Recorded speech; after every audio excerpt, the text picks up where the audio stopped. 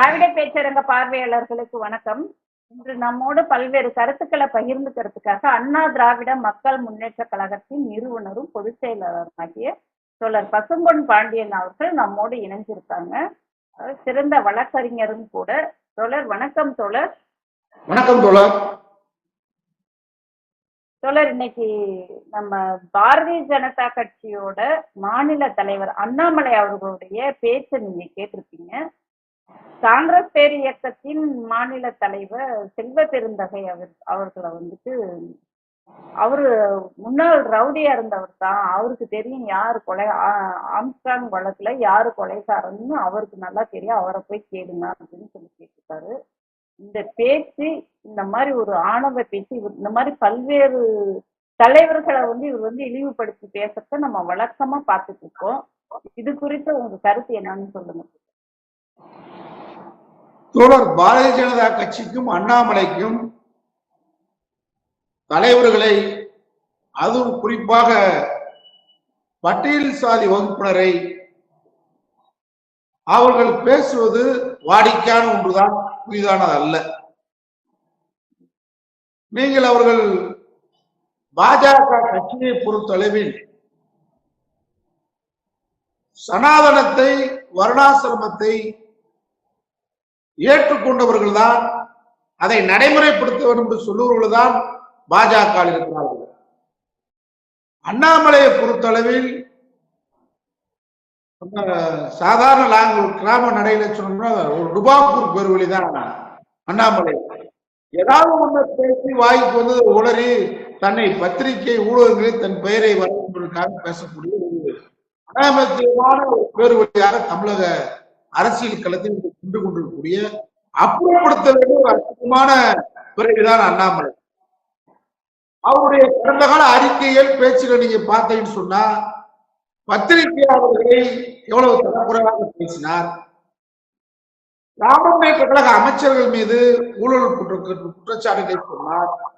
ஏதாவது ஒரு அரசியல் களத்தில் பேசியது ஏதாவது ஒரு உண்மை இருக்கிறதா, நிரூபித்திருக்கிறாரா, மெய்ப்பித்திருக்கிறாரா? அரசியல் களத்தில் பொய் மூட்டைகளை அவிழ்த்து விடுவதில் இன்றைக்கு ஒரு கோயபல்ஸ் என்று சொல்வார்கள். அமைச்சரவையிலே பொய்யை உற்பத்தி செய்து பொய்யை பரப்புவதற்கு கோயபல்ஸ் ஒரு அமைச்சர் இருந்தார். பாஜக கட்சியுடைய வேலையே கோயபல்ஸ் பிரச்சாரம் தான். அதை தமிழ்நாட்டில் அண்ணாமலை பண்றாரு. அது உச்சகட்டமா இன்றைக்கு நம்முடைய தமிழ்நாடு காங்கிரஸ் கட்சியுடைய தலைவர் செல்வ பெருந்தகை அவர்களை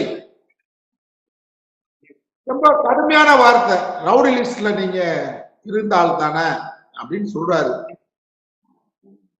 நான் என்ன கேட்கிறேன், அத்வானி ரவுடி லிஸ்ட்ல இருந்து வருதான் தெரியுமா? மோடி ரவுடி லிஸ்ட் குஜராத்ல இருந்து வருதான். அமித்ஷா இந்தியாவுடைய உள்துறை அமைச்சரே ரவுடி லிஸ்ட் தான். ஏன் மகாத்மா காந்தியை கொலை செய்த கூட்டம் தான் அண்ணாமலை கூட்டம். அண்ணாமலை கூட்டம் இல்லையா? நீங்க தமிழ்நாடு காங்கிரஸ் தலைவர் அன்னைக்கு செல்வ பெருந்தகை ஒரு பட்டியல் சாதி வகுப்பை சேர்ந்த இந்த அளவுக்கு முன்னேறி வந்திருக்கிறார் என்று சொன்னால் அது உங்களுக்கு தாங்கல. காங்கிரஸ் கமிட்டி தமிழ்நாட்டுக்கு தலைவரா ஒரு பட்டியல் சாதி வகுப்பில் இருப்பதா அப்படின்ற எடுத்து பொறாமை.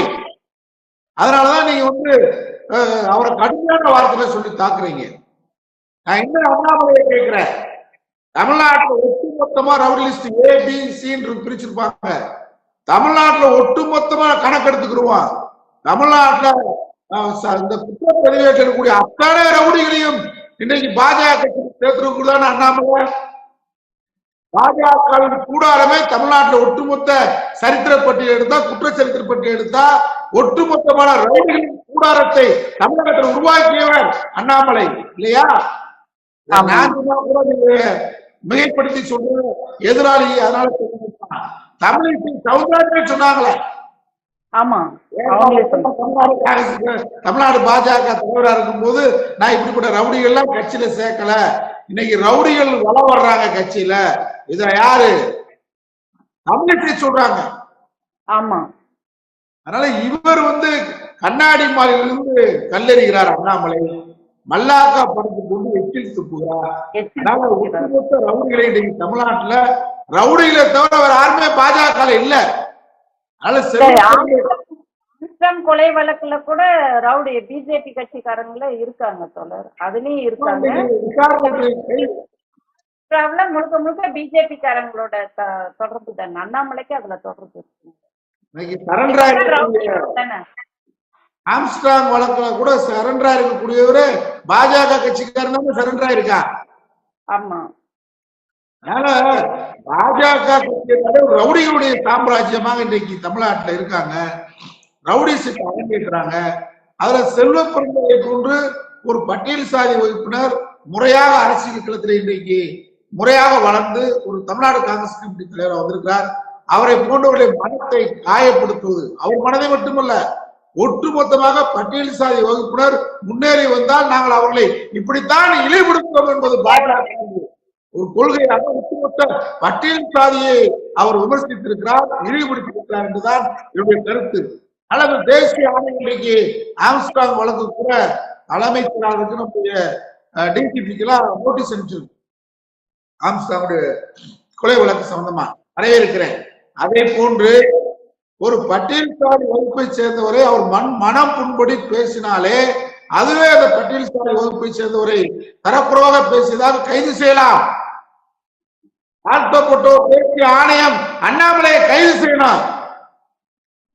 அவர் ஒரு பட்டியல் சாதியில பிறந்த காரணத்திற்காக அந்த ஒரே ஒரு காரணத்திற்காக அவருடைய உழைப்பை, அவருடைய தியாகத்தை, அவருடைய அறிவை, அவருடைய புகழை உச்சப்படுத்துகிறார். ஒரே காரணம் அவருடைய 4 வருடம். அவர் பட்டியல் சாதி சேர்ந்தவர். அவர் தலித் என்பதால் பெருந்தகையை தாக்கியிருக்கிறார். பெருந்தகைக்கு மட்டும் தாக்குதல் அல்ல, ஒட்டு மொத்தமான தலித் சமுதாயத்தை சேர்ந்தவர் யாருனாலும் தலைவராக வந்தால் நாங்கள் அவரை இப்படித்தான் கொச்சைப்படுத்துவோம். பாஜகவுடைய அந்த வேலையை அண்ணாமலை செய்திருக்கிறார்.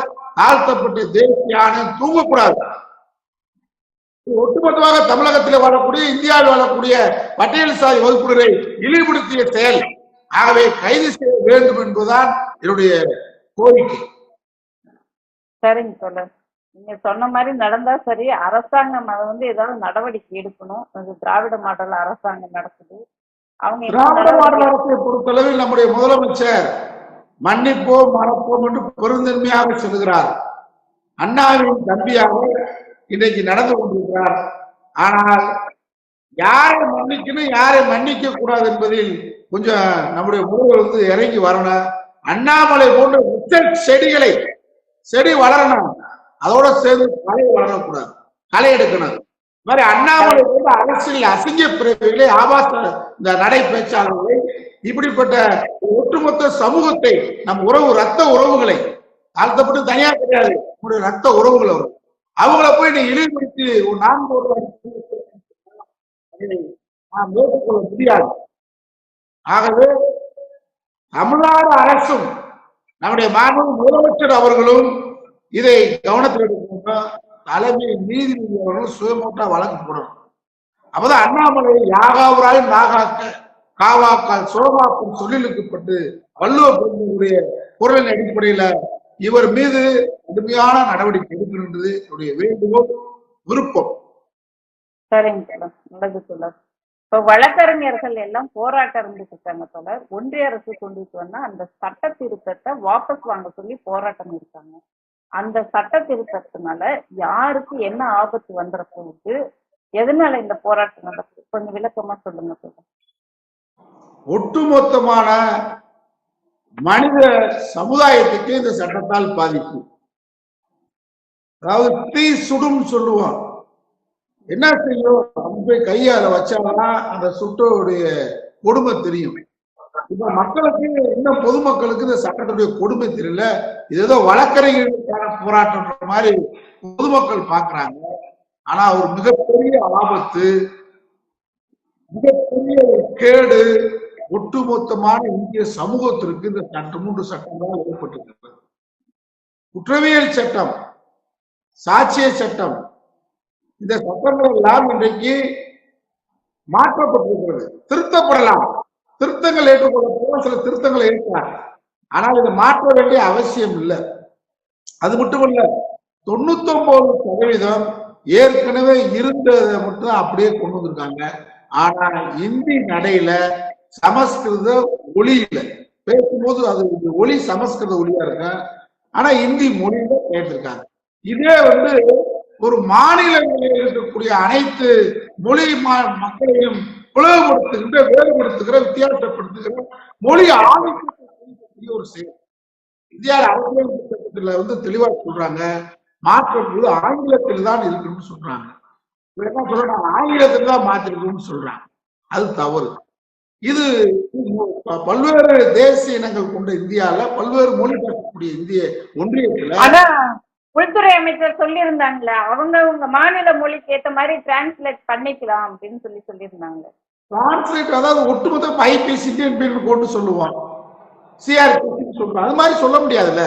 உங்களுக்கு ஒரு ஒட்டுமொத்தமான பெயர் வேணும். இப்ப நான் வந்து கர்நாடகத்துல போய் வழக்கறிஞரா பிராக்டிஸ் பண்ணலாம், இந்த தமிழ்நாட்டுல தமிழ் நான் அதை மொழிபெயர்த்துக்கிறேன். ஆந்திரா என்ன செய்வேன்? இப்ப இந்தியா ஐபிசின்னு சொல்றான், சிஆர்பிசின்னு சொல்றான், இந்திய விட்னஸ் ஆக்ட்னு சொல்றான். அது மாதிரி சொல்லணும்ல நீங்க. அது ஒட்டுமொத்தமான ஒரு பெயர் வந்து ஏன் நீ வந்து இந்திய திணிக்கிற? இது ஒரு பார்வை. ரெண்டாவது, இப்போ நீங்க வந்துட்டு ஹைகோர்ட் ஒரு நிமிஷம், இப்ப நீங்க வந்துட்டு ஹைகோர்ட்ல இருந்து மற்ற மாநிலங்கள் கோர்ட்டுக்கு போகணும்னா உங்களுக்கு அந்த மொழி ப்ராப்ளம் வரும்னு சொல்ல வரீங்க. கண்டிப்பா வரும், கண்டிப்பா வரும்.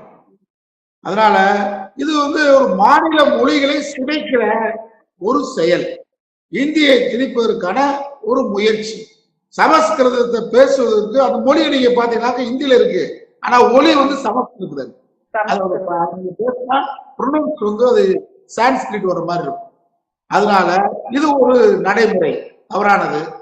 ரெண்டாவது வந்து நீங்க பாத்தீங்கன்னா மிகப்பெரிய கேடு, தாசில்தார் விஓ நினைச்சா யார வேணாலும் ரிமாண்ட் பண்ணலாம். நிர்வாகத்துறை, நீதித்துறை, ஆட்சித்துறை இப்படிதான் பிரிச்சிருக்கிறோம். இங்க எப்படின்னு கேட்டா நீதித்துறை அதிகாரத்தை நிர்வாகத்துறைக்கு மடைமாற்றம் பண்றாங்க. 24 மணி நேரத்தில் ஒருவரை கைது செய்தால் அவரை நீதிபதி முன்பாக ஆஜர் செய்ய வேண்டும். இது ஏற்கக்கூடிய நடைமுறை. இப்ப நீங்க என்னன்னு கேட்டா 14 நாள் வரைக்கும் அவங்கள ஆஜர்படுத்த வேண்டிய அவசியமே இல்லை. 14 நாள்? ஆமா. அது வரைக்கும் எங்க வச்சிருப்பாங்க அதெல்லாம் தெரியாது. அப்ப யார வேணாலும் கைது செய்யலாம். கைது செஞ்சு எங்க கொண்டுட்டு போய் அடைக்க முடியும்? 14 நாள் பொதுமக்களுக்கு பாதிப்பு வரும்போதுதான் தெரியும். இப்ப எங்க மாதிரி வழக்கறிஞர்கிட்ட கைது கொண்டு வருவாங்க பொதுமக்கள், நாங்க உடனே எந்த பொருள் வச்சிருக்கீங்கன்னு கேட்போம். அந்த ஸ்டேஷன் போடுவோம், போயிட்டு நீங்க இன்னும் என்ன வழக்குன்னு சொல்லிட்டு எஃப்ஐஆர் போடுங்க, இல்லாட்டினா நீங்க ஜட்ஜ் மேஜிஸ்ட்ரேட் முன்னாடி நீங்க ஆஜர்படுத்துங்கன்னு சொல்ல முடியும். இப்ப சொல்ல முடியாது. இதோட சொல்றத பார்த்தா ரொம்ப ஆபத்தான சூழ்நிலையில கைது பண்ணிட்டு சொல்லிட்டு எங்க வச்சிருக்காங்கன்னு காட்டாதவே இருந்தாக்க நமக்கு எப்படி தெரியும்? தெரியாது. 14 நாள் வரைக்கும் வச்சுக்கலாம். போலீஸ் எங்க வச்சிருக்கான்னு சொல்ல வேண்டியது இல்ல. இந்த நீதிபதிக்கு தெரியாம விஓட்ட கூட்டு வந்து ரிமாண்ட் பண்ணிட்டு போயிருவான். ரிமாண்ட் பண்ற அதிகாரத்தை தாசில்தார் கொடுக்குறான். இல்லைங்க சொல்ல, சில நேரங்கள்ல இப்ப இருக்கிற நடைமுறையில இருக்கிற சட்டங்கள் கைது பண்ணனாக்க காவல்துறையில வச்சுக்கிற அதிகாரம்ல 24 மணி நேரத்துல கோர்ட்டில் நம்ம சரண்டர் பண்ணணும்னுதான் இப்ப இருக்கு. அப்படி இருக்கும்போதே சில நேரங்கள்ல சட்டத்தை மீறக்கூடிய காவலர்கள் வந்துட்டு சரண்டர் பண்ணாம ஸ்டேஷன்லயே பெனிக் ஜெயராஜ் வழக்கெல்லாம் பாருங்க, ஸ்டேஷன்லயே வச்சு அந்த மாதிரி உயிர் பலி போறக்கூடிய சூழ்நிலை ஏற்பட்டது. அப்ப அந்த மாதிரி நிறைய நடக்க இப்ப வாய்ப்பு இருக்கு இல்லைங்களா இந்த சட்ட திருத்தத்தினால? எதிர்கட்சி சேர்ந்தவர்களை, ஆளுங்கட்சி எதிர்த்து கருத்து சொல்பவர்களை யார வேணாலும் எங்க வேணாலும் அரெஸ்ட் பண்ணி வைக்கலாம், எங்க இருக்காரு சொல்ல முடியாது. இது அறிவிக்கப்படாத நெருக்கடி நிலை, எமர்ஜென்சி. மோடி வந்து எமர்ஜென்சி 1975 நடந்த எமர்ஜென்சியை பத்தி பேசுறதுக்கு அவருக்கு எந்த அருகதையும் இல்லை. அது ஓப்பனாக டிக்ளேர் பண்ணாங்க இந்திரா காந்தி. அதற்காக திராவிட முன்னேற்ற கழக மேடையில நம்முடைய பொதுச்செயலாளர் பேராசிரியர் அன்பழகன் தலைமையில நடந்த சென்னை மெரினா கடற்கரையில் கலைஞர் அவர்களை உட்கார வைத்துக் கொண்டு இந்திய மக்களிடம் எமர்ஜென்சியை கொண்டு வருவதற்காக மன்னிப்பு கேட்கிறேன் சொன்ன வைத்த இயக்கம் திராவிட முன்னேற்ற கழகம். ஆனா அதை இன்னைக்கு வந்து மோடி நினைவுபடுத்தி பேசுறாரு. ஆனா திமுக மிகப்பெரிய விளைவுறுத்த இயக்கம், மிகப்பெரிய தியாகம் செய்த இயக்கம். திமுக எமர்ஜென்சி எதிர்த்தனாலதான் திமுக ஆட்சியை கலைக்கப்பட்டது. சொன்னாங்க ஒரு வருஷம் உங்களுக்கு எக்ஸ்டெண்ட் பண்ண சட்டசபைன்னு சொன்னாங்க. அன்னைக்கு கலைஞர்கள் எதிர்த்தாங்க. ஆனா அதை பத்தி அதிகமா தியாகம் விலை கொடுத்த இயக்கம் திமுக. நம்முடைய திராவிட மாடல் முதலமைச்சர் மு.க.ஸ்டாலின் அவர்கள் திருமணமாகி 3 மாதங்களில் 1.5 ஆண்டுகளுக்கு சிறையில் நெருக்கடியில் இருந்தவர் நம்முடைய முதலமைச்சர். இது இவ்வளவு விலை கொடுத்த இயக்கம். ஆனா மோடி எந்த விலையும் கொடுக்கல. அவர் நாடாளுமன்றத்தில் இதை பத்தி பேசல. ஆனா இன்னைக்கு நிலைமை என்ன? இந்த 3 சட்ட திருத்தங்களால் மிகப்பெரிய பேராபத்தை உருவாக்கி இருக்காங்க. வழக்கறிஞர்களிடம் நீங்க யாரோ குற்றம் சாட்டப்பட்டவர்கள் வழக்கறிஞர்கள் சந்திக்கலாம், ஆலோசனை கேட்கலாம், அவங்க எங்களுக்கு எல்லா விதமான உரிமையும் உண்டு. ஆனா இப்ப என்ன தெரியுமா, பயங்கரவாதி என்று கைது செய்யப்பட்டு விசாரணை இருக்கிறோம். நாங்க போய் பார்த்தா என்னைய பயங்கரவாத வழக்கு போட்டு என்னையவே சிறையில் வைக்கலாம். வழக்கறிஞரே பறிக்கப்படும், வழக்கறிஞர் உரிமை பறிக்கப்படுகிறது. அப்ப யாருமே போய் பார்க்க முடியாது. வழக்கறிஞர் ஒருத்தர் தான் போலீஸ் ஸ்டேஷன் போறோம். எங்க வச்சிருக்கேன் ஏசியை கேட்கிறேன், எஸ்பியை கேட்க முடியும். நான் கேட்க முடியாது. போறையா உதயத்துக்கு உள்ள வைக்கவா பயங்கரவாதிகள் தொடர்பா இருக்குன்னு சொல்லி. இப்ப ஒருத்தரை பிடிச்சி, ஒரு அரசியல்வாதியை பிடிச்சி நீ பயங்கரவாதின்னு சொல்லிட்டு பொய்யான குற்றச்சாட்டை சொல்லி உள்ள உட்கார வச்சா முடிஞ்சுட்டாங்க, அவ்வளவுதான். யார் மேலேயும் பயங்கரவாத வழக்கு தாக்கல் பண்ணலாம். அதிகாரம் போலீஸுக்கு கொடுத்துருக்கு. அவர் ஆயுதம் தான் வச்சிருக்க அவசியம் இல்ல. காவல்துறை நினைச்சா இவர் பயங்கரவாதின்னு சொன்னா பயங்கரவாதி தான். சுருக்கமா சொல்லணும்னா, இந்த சட்ட அடிப்படையில் யாராவது கைது செய்யப்பட்டா அவளை எளிதா வெளியே வர முடியாது. ஒரு ஆபத்தான சட்ட திருத்தருக்கு வழக்கறிஞர்கள் மட்டும்தானே போராடிட்டு இருக்கிறாங்க. அதுவும் கவனிக்கும்படி இல்ல, அனைத்து கட்சிகளும் போராடல. அது தமிழ்நாட்டு வழக்கறிஞர்கள் மட்டும்தானே போராடுறாங்க. இந்த சட்டம் ஜூலை 1க்கு முன்னாடி வந்திருக்கு. இனிமே எஃப்ஐஆர் ஆகி இதுல சிறைக்கு போயிட்டு வந்த தாய்மார்கள், கணவன், மனைவி, பிள்ளை எல்லாம் போயிட்டு வந்ததுக்கு பின்னாடிதான் ஐயோ அப்பா கொடுமைன்னு சொல்ல போறாங்க. அது வரைக்கும் தெரியாதுல. நம்ம தீ சுடுன்னு சொல்லிட்டு இருக்கோம், அதெல்லாம் சுடாதுன்னு சொல்லிட்டு இருக்காங்க பாஜக சொல்லுது. ஆனா அனுபவிக்க போகும்போதுதான் தெரியுதுடைய கொடுமை. இப்ப இன்னும் இதை விட பெரிய கொடுமை, ஜூலை 1க்கு முன்னாடி வழக்கு இருக்கு பாத்தீங்களா, 2024 ஜூலை 1க்கு முன்னாடி இருக்கிற வழக்குக்கெல்லாம் பழைய சட்ட அடிப்படையிலேயே ஆஜராகணும். அப்ப ஒரு நீதிமன்றம் ரெண்டு பிரிவுல வழக்கு நடக்கும். ஜூலை 2024 ஜூலை 1க்கு பின்னாடியான சட்டங்களையும் வக்கீல் நாங்க படிக்கணும்.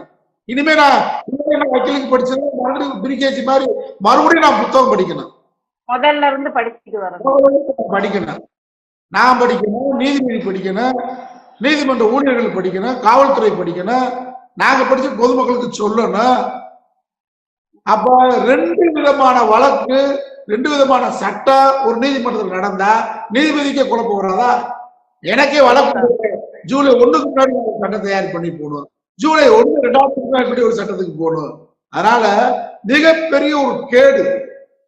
அது போக இன்னொன்னு, நீங்க யாரு மேலும் எங்க இருந்து புகார் கொடுக்கலாம், நேரடியா புகார் கொடுக்க அவசியம் இல்ல. ஆன்லைன்ல புகார் கொடுத்தா, நீ திடீர்னு உத்தரப்பிரதேச ஆன்லைன்ல புகார் கொடுப்பான், இவர் இந்து மதத்தை வைத்து விட்டார், செங்கோலை பத்தி தவறா பேசிட்டாரு அப்படின்னு நீங்க கம்ப்ளைண்ட் கொடுத்தா எனக்கு தெரியாது. இப்ப என் மேல புகார் கொடுத்தா, மதுரையில நான் குடியிருக்கேன், மதுரையில ஒரு காவல் நிலையத்தில் கொடுத்தா என்னை காவல் ஆய்வாளர் கூப்பிடுவாரு,